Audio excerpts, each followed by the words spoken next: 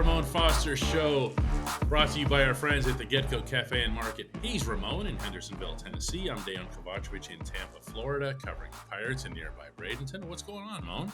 Not much, man. Happy day to you, DK. That's what it is, man. It was a long day, and as you can see from my face, I was wearing a hoodie, as I can't stand anything about Florida, much less the weather. So I was all covered, like head to toe, except for my face. Look at my face getting fried. Cherry DK. How people live like this, I have no idea. That would be the name of your soda right there, Cherry DK. I love it. I got a fun question for you to open today's show. Fun. Okay. All right. I'm here for it. Go for it, DK. Terrell Edmonds tweets out, this was yesterday, thankful, with a prayer emoji. And then on Instagram, he elaborates a little bit just about how happy he is about this thing,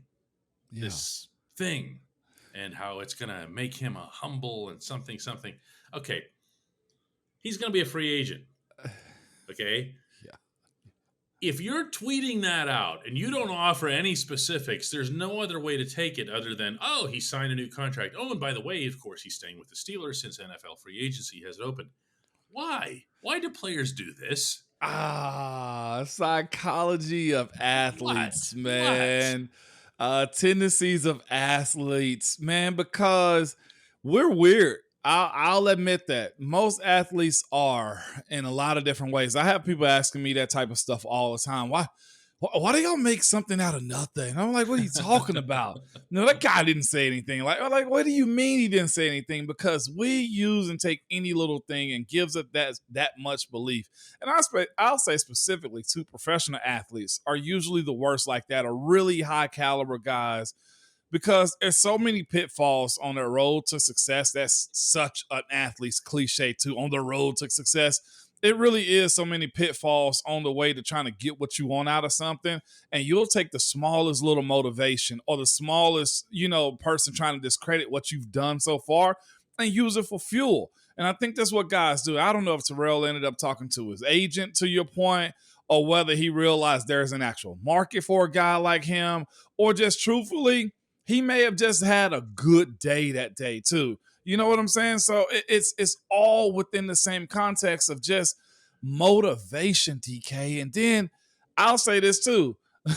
Watching some of this past weekend's other football leagues across the world, the XFL stuff, maybe you're thankful you don't have that job too, DK. So yeah, right.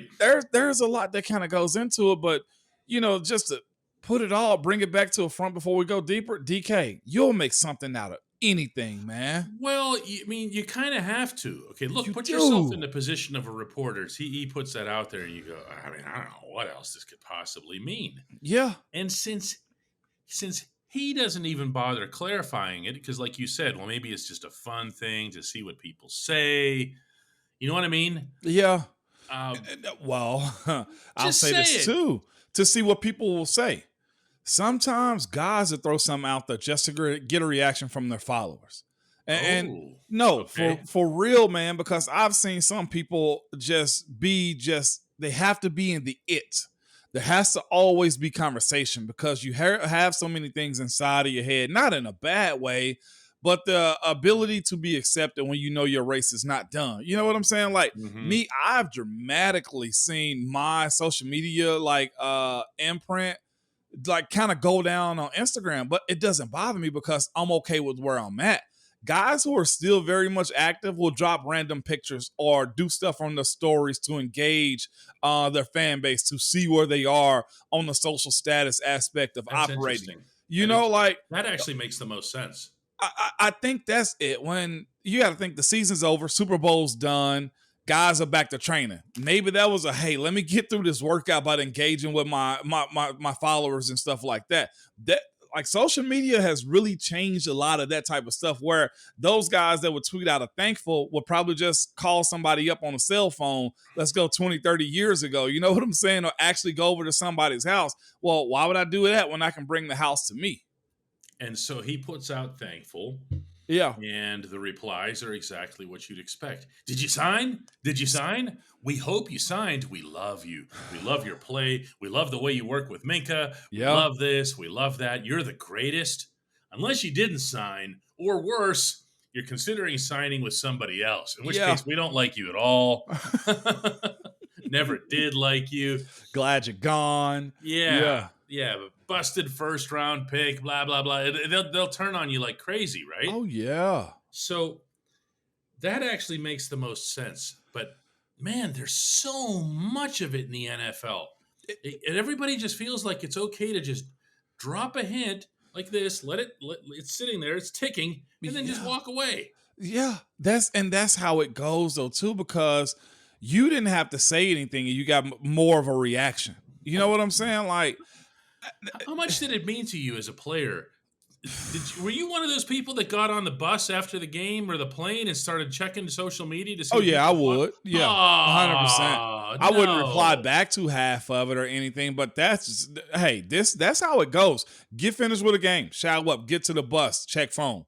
That's usually how it goes. And this is even for your air quotation mark inactive guys also. Like that's a portion of it too. I've even seen, just personnel be able to be on social media, just getting a gauge for what it was or wasn't going on. Not embedded in it, but it's so much a part of everybody's everyday, the response, the reception of it. We've seen coaches get fired because of social media, DK. We've seen players have to deal with, sports psychologists because of social media too. Oh, yeah. So, yeah, that is a portion of it. You have to be thick-skinned with it. Like me, like I said, I mentioned my Instagram of all places. My Twitter has gone up because I engage with people there. My Instagram, I think I retired with like 116,000 people, and now it's down to 103 just by me being inactive.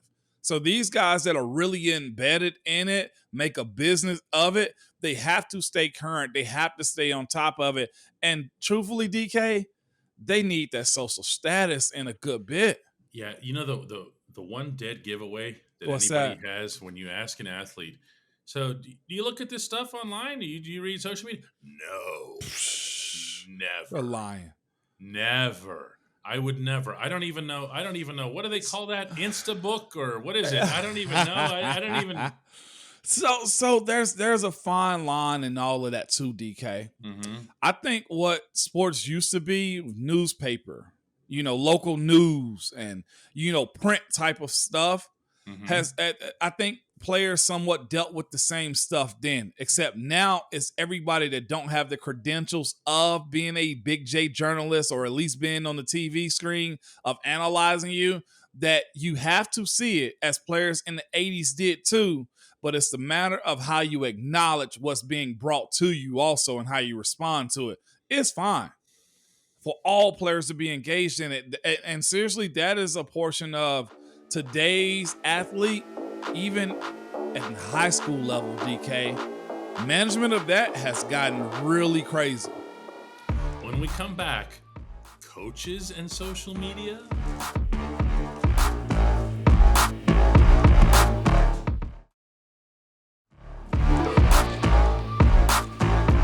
The Ramon Foster Show, continuing our discussion on the NFL and social media, and by that I mean the people actually in the NFL and social media. There is such a thing as an @CoachTomlin Twitter account, and he does he does utilize it. Okay, he picks his spots. It'll be some kind of message that he wants to send. It's usually for serious occasions. Yeah. He pumped up Cam for the Walter Payton Award. I actually don't believe that he'd be on social. Okay, he strikes me as the kind of guy who takes such rigid control of certain things that anything that he can't control won't particularly interest him much. However, there have to be coaches. There have to be coaches who are looking to, and coordinators. You know what? I've seen Coach Tomlin give or authorize like comments to be put out. But never have I ever seen him tweet, scroll, or be on social media whatsoever. I can't think of many of our guys that actually did it. I know a few of them have it because some guys come from that college world or just the fact that their kids have had it. But Coach Mitch never had it. Kevin Colbert never had it. Mr. Rooney never has it. But I'm with you. Like, coaches are involved in it because social media is just as involved as you having a car these days or having public transportation. Everybody kind of have it. Is it good for coaches to have it in the NFL? Absolutely not. And I'll say this too: most NFL coaches that coaching most coaches that coach in the NFL, I think elect not to have a public presence on social media too, because that's more of a college coach type of situation to be on and be engaged in. For the ones that do it in that capacity, most NFL coaches don't get involved because they really don't have a need to, unless they just have a ghost account and just are scrolling just like me and you do, DK, on a day-to-day basis. If they're a social media head coach in the NFL, they're probably not a good head coach. Well, okay, here's a counter argument to that. Okay. You just said, and I agree with you 100%, that social media can affect people. Oh yeah. Oh yeah. Okay. I mean, it can hurt really, really bad. I've been there. I'm guessing you've been there. Everybody's been there in different forms. You can say, I don't care about that stuff, but it hits sometimes. Sometimes it does. Yeah. Now, if it's such a big part of your players' lives and you have someone in place for pretty much everything, why not that? Or why not find a way to regulate it? Is it just because it's impossible, or is it the wrong thing to do, or because the Players Association would fight it?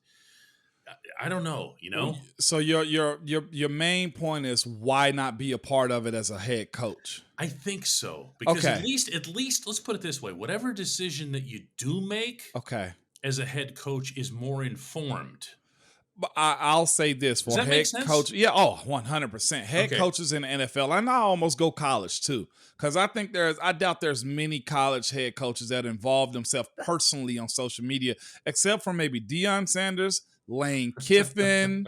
Yeah. Lane Kiffin. Who else you got? Narduzzi's not a social media guy, right? We're being regional. He pops on there, but it's always just something like we just got one. We got one. Yeah. Or a recruit or something like that. Like Ryan. I've seen him do it, but it's rare. Ryan Day, not so much.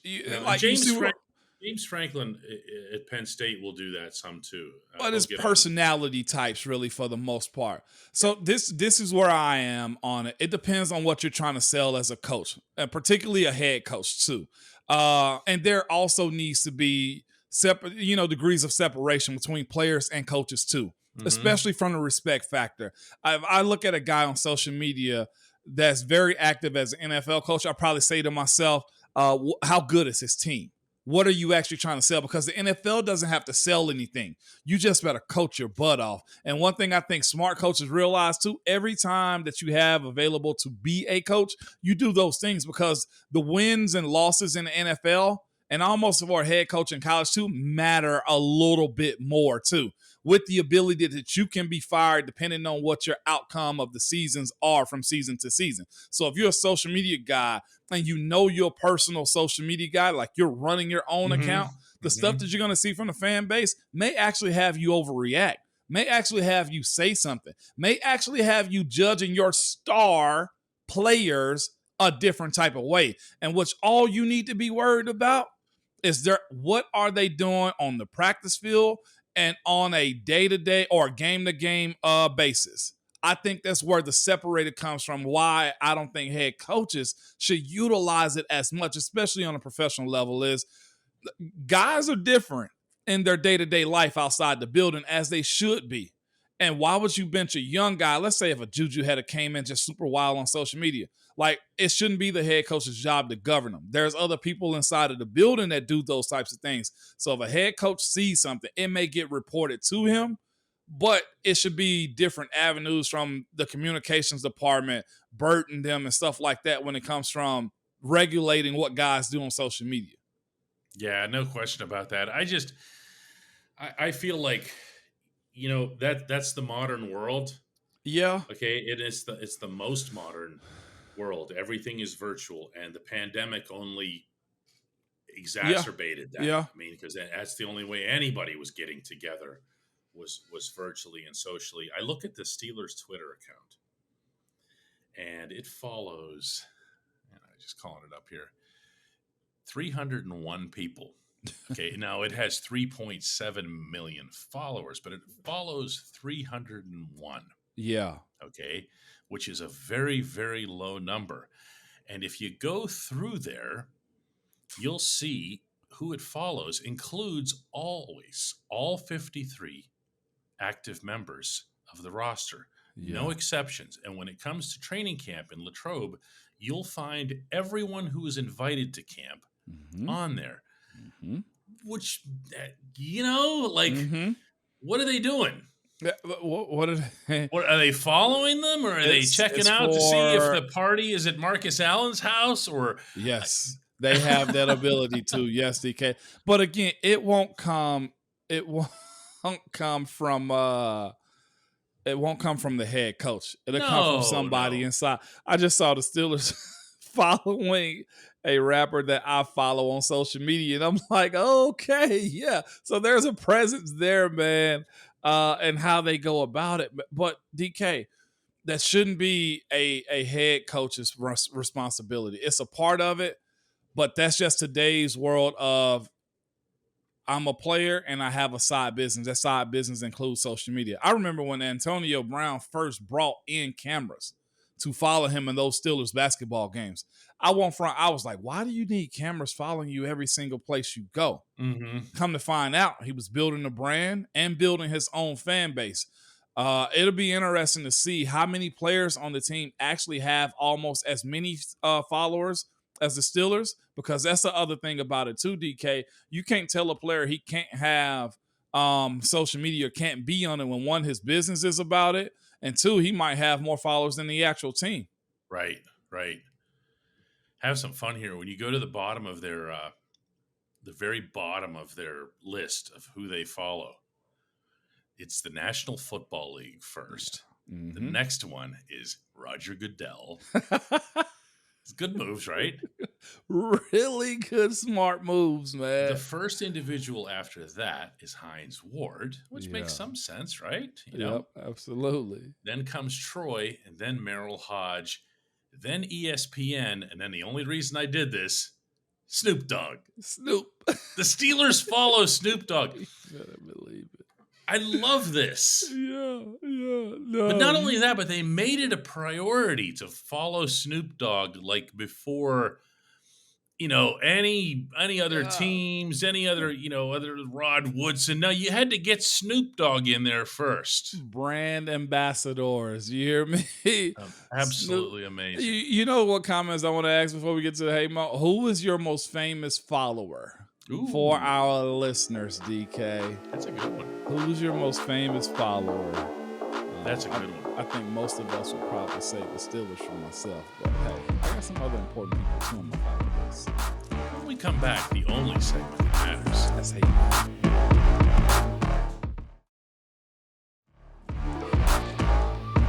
Welcome back to the Ramon Foster Show and the only segment that matters. That's brought to you always by our friends at the Get Go Cafe and Market, where three expert chefs put together classic and unexpected flavors to complement each other so that every sub, burger, salad, wrap, drink, and app is crafted for what they call craveability. Order your favorite entry at the Get Go Cafe and Market today. Better believe it.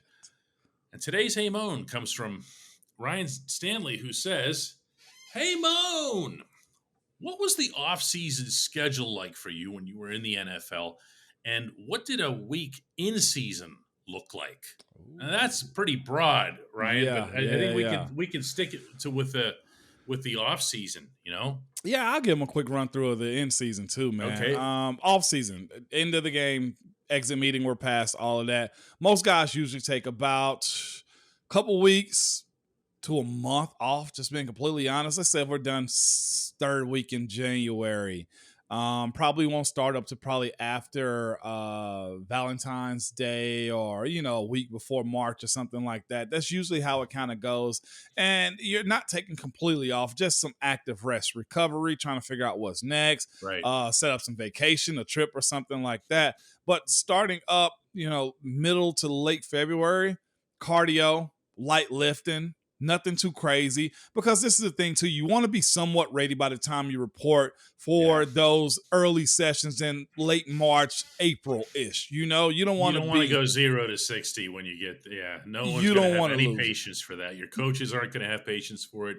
And tell everybody who would be more mad at you than anyone else. The players. The players. Yeah. That is correct. You can't look out of shape that bad. I had James Harrison say one time, you know how you get in shape? Stay in shape. And that's simply what it is, to let your body decompress and, let the inflammatory stuff get out of you. I think that's appropriate for those 2 to 4 weeks that you end up taking off. But you start light and you want to be somewhat presentable. Like you want to walk around looking like a professional athlete most of the time. And that's what you do. And this is the thing too. If you let yourself get away from yourself in the off season, guess what happens on the back end? You end up overworking yourself, and that's when injuries happen around camp time too. That's interesting. Yeah, as opposed to just keeping it at an even pace. Good pace. Like you start off with some light sprints or something like that, or bike riding in the earlier parts of the off season. Then you start with a really good baseline of just lifting it and honestly getting stronger. I want to get strong within the first couple of months of when I'm lifting, because by the time camp comes around, I need to have my strength or have maintained it too. To push. And not to overwork those muscles too. So around late February, March, we're really getting after as far as lifting them. And not a whole lot of ground and pound stuff. Like field stuff, not going to happen. I remember being able to do like the Jacob's ladder or running on the wind sprints inside of the place that I work out at. No field stuff, no technique stuff, just a really good baseline. That's all the way up until we report. And it was usually April 20th. It's the third week of April is when OTAs and everything is, that's what you're referring to. Yes, that's when we usually report for just off-season workouts. And at that point, you want to make sure you're able to move side to side, no soft tissue injuries and stuff like that. And just being ready by then, because that's all that matters, DK. Be ready by 420, and everything else kind of sets itself up even more. What you're leaving out here, and maybe it's a good topic for another day, like, because I could see a full segment on this easily, is offensive linemen. Yeah. Okay. You guys are expected to fluctuate weight like Hollywood actors. Okay. And more dramatically, since you are naturally very, very large humans. Yeah. Okay. And you can put on or take off pounds that would make someone else completely transform someone else, and somebody might not even see it. Yeah, so easy too, man. And that's the thing about it. You're a big dude for a reason. Like, some guys have an issue with, trying to bulk up and stay big. And most linemen don't, for the most part. So, like I said, if you show up a little bit out of shape, like, coaches look at you and realize, oh, you didn't do much, did you? You're going to try to get together in OTAs, mini camp, and camp. Not going to work. And one thing about sports is this, DK. Coaches know. The eye doesn't lie for the most part. And if you are out of shape, a little bit overweight, the film is going to tell it. That's why, The run test in Latrobe is going to tell it. It's going to tell it. All right? That's poor snack. I know. And what's crazy is the smaller guys that do that, because they wait or they overrun towards the latter part of the season. And our condition test wasn't that bad. But you have small, skilled guys that couldn't finish the test, DK. You saw it. I saw that it. Blew my mind. We'd blow through it as linemen, and they're huffing and puffing and hurting their backs and stuff. And I'm like, well, you didn't train. Well, you don't know how to train. I love the fact that I'm thinking of the run test here, but the offensive line has like this. I'm telling them, I'm not telling you because you were part of it. I know what you're about to say. They had this like unwritten pact, where they would all. Yep. Okay. And it was acceptable for them to be a little bit behind because they're the big boys. They're the offensive line. And they would do this. And guess who was running right alongside them? The Number 7. Number 7. Quarterback. You better believe it. But this is the thing, though, too. The NFL training is way different than college or high school. Like, I didn't get overly dramatically stronger. I stayed very strong. I didn't go from benching 405 to 595 in the offseason because I'm getting Mhm. after it. It doesn't work like that. The NFL, DK, and you've heard numerous players beside myself say, this ain't a brute, just man cave type of like sport. It's a lot of finesse. There's a lot of thinking. There's a lot of experience that keeps you around the league for a very long time. And just because you see a guy on his Instagram videos bench pressing 495 for 10, that doesn't make that guy a superstar. That doesn't make that guy the strongest player on the field, because there's some stuff leverage-wise that'll get done to guys who are weight room strong that doesn't correlate over to playing field either. I've seen those guys up close in person. Yeah, it is a good dialogue for another day. That might be one of those on where's your Ramon pad? I thought you had it there somewhere. No, trust me, I won't forget that. My Ramon pad is right here. Okay, I got that too. Yeah, the Ramon pad needs to have this one on it because that's a heck of a subject. It is like really good question. I mean, going back to the Terrell Edmonds thing, like that's also the validation that you get. I do know some coaches have watched those type of videos. Like I've been seeing them on working out, and you've seen those videos in that video. They'll see it, but don't necessarily comment on those. We'll talk about weight room versus field strength too one day. Like that. By the way, you know who'd have no problem on that run test? Who? Terrell Edmonds. Or Cam Sutton. They might have like 0.000% body fat. Oh my gosh, just specimen, right? Are Pittsburgh getting his brother too? Is that a conversation we're gonna have one day? Oh, that didn't take long underneath there. No, I mean under his tweet. Oh, does this mean you're bringing your brother too? He's like, come on, I did this for love for me, and you're coming at me with stuff about my brother. Come on, always in my brother's shadow. All right, Mo, let's do it again tomorrow when I'll be back home. Absolutely.